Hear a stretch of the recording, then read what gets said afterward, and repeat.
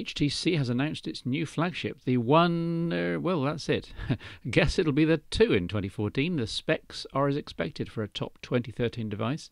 4.7-inch display with 1080p resolution, a reportedly stunningly fast quad-core 1.7 gig processor, 2 gig of RAM, NFC, and so on. But HTC has at least been brave in two areas, with stereo front-mounted speakers and an, quote, ultra-pixel camera, with oversized sensor pixels producing high-quality 4-megapixel images. The sensor's not actually bigger, and it's no Nokia 808, but the higher the pixel quality, the better, as far as I'm concerned. It's got optical image stabilization too, like the Lumia 920, which is also nice to have. There's plenty new on the software side, from hybrid, quote, Zoes, I kid you not, combining batches of photos with 3-second HD video so that your gallery thumbnails can appear animated. Plus there's a cool auto-compilation system for presenting you or others with highlights from the recent few hours or days. The One starts with Android 4.1 and Sense 5 looking cleaner and simpler. Well, I say simpler. The home screen by default is a new blink feed visual tile system, much like Flipboard. Not sure yet whether it's brilliant or an annoyance. Announced at Mobile World Congress were the Nokia Lumia 720 and 520, notable for both filling out Nokia's Windows Phone range and extending it yet further to the bottom end, well into the pay-as-you-go market. The Lumia 520 is astonishing value, better even than the 620 that I raved about 2 shows ago, with bigger battery, bigger 4-inch WVGA screen and the same dual-core 1GB Snapdragon S4 processor, 8GB of storage plus microSD, and again the same RAM quotient as the 620, with the only downsides being the lack of a front camera or LED flash. But simply astonishing value to get full Windows Phone 8 performance at a starting SIM-free price of less than £150, and starting on pay-as-you-go in the UK at less than £100. Regardless of market, you should be able to get, well, 4 or 5 of these for one iPhone or HTC One. Just saying, one for each family member. The Lumia 720 is more conventionally mid to high end, with an especially good camera from all reports. Though with the 520 existing at all at half the price, my sympathies are increasingly being centred for Windows Phone around the budget end, where Android phones tend to be less remarkable. Regular listeners to my Phone Show Chat podcast will have noted that I'm full of cold and flu at the moment, but rest assured, I'm reliably informed the germs cannot get back through a video file, so you're quite safe. And so to the first of 2013's huge Android phones, huge in several ways, in flagship status and also in display size, a full 5 inches here, 1080p resolution.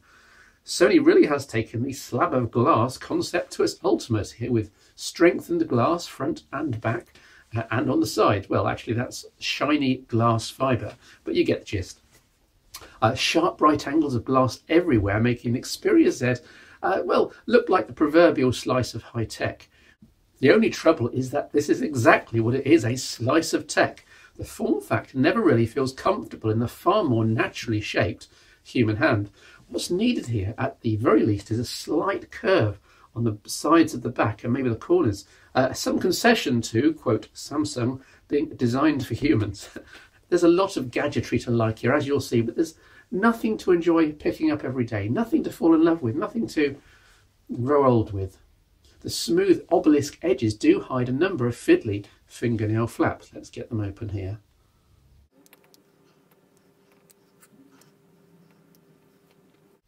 There we go.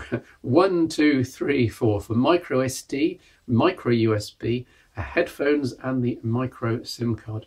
Each is a bit of a pain, but is also rubber sealed, meaning that with mic and speaker membranes also sealed, the Xperia Z effectively becomes dust and waterproof.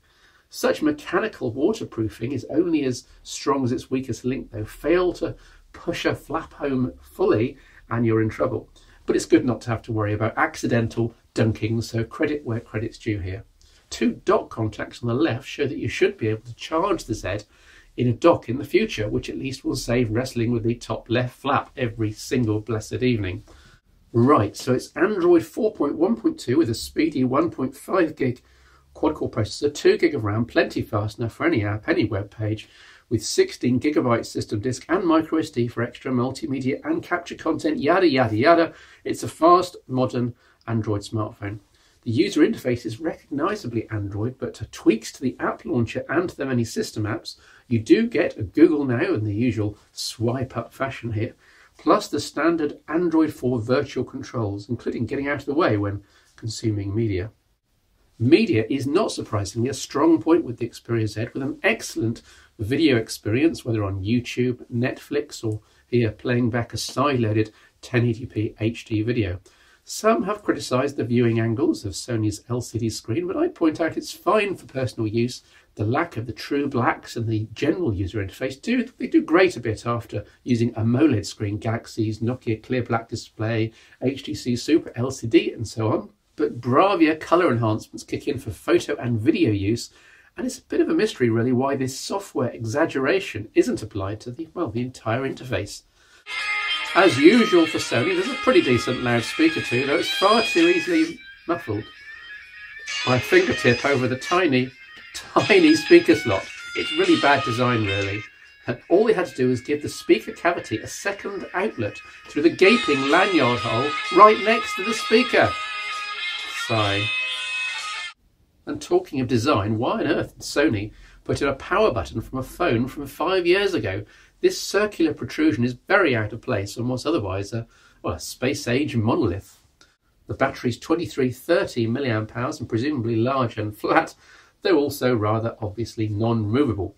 You'd be surprised how fast the Z gets through the amp hours too. It's a very bad sign when the manufacturer has to explicitly put in a special stamina mode, essentially disabling background data when the screen's off, which rather foils the point of an intelligent, staying in touch all the time, everything automatic smartphone that helps you in your life.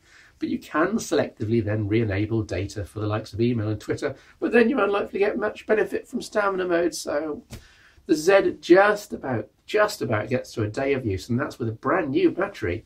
Your best strategies are probably to run with screen brightness dialed down and to crank down data speeds, maybe even to 2G.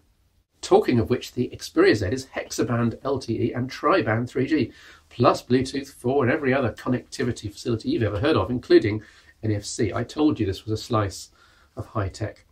Sony prides itself on great cameras in its phones, but the Xperia Z, disappoints by my standards. Photos look okay on the nice big phone screen, but look on a desktop or enlarge them, and you'll see masses of noise reduction, meaning that the finest details are all rather blurred.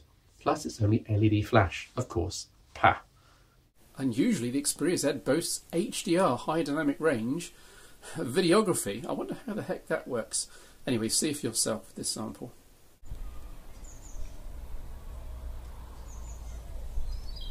I got on well with the Xperia Z software once I'd figured out that the virtual keyboard was configurable.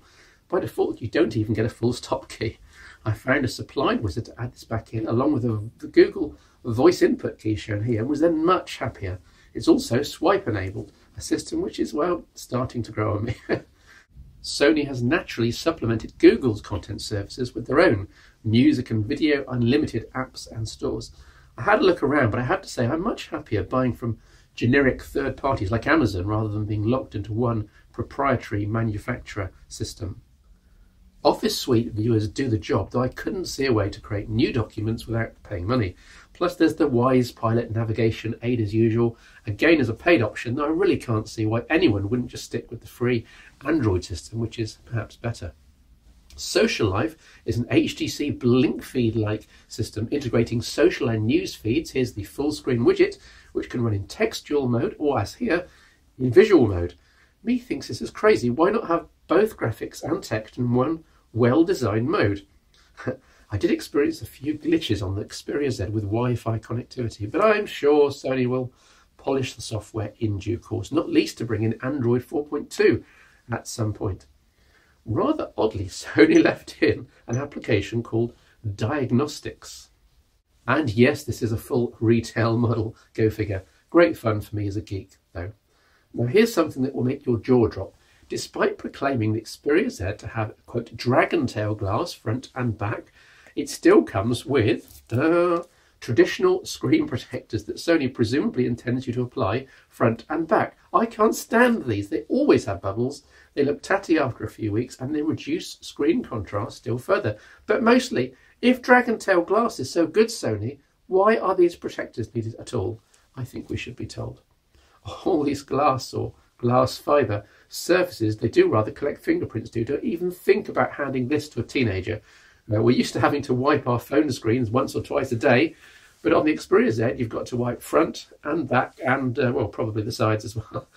All of which seems like a lot of work for something that's hard to love in the first place. Now, don't get me wrong, the Sony Xperia Z is their best ever smartphone and a genuine 2013 contender, but the overall obelisk design didn't win my heart, and I found myself yearning for a few curves and gradients to fit my hand better.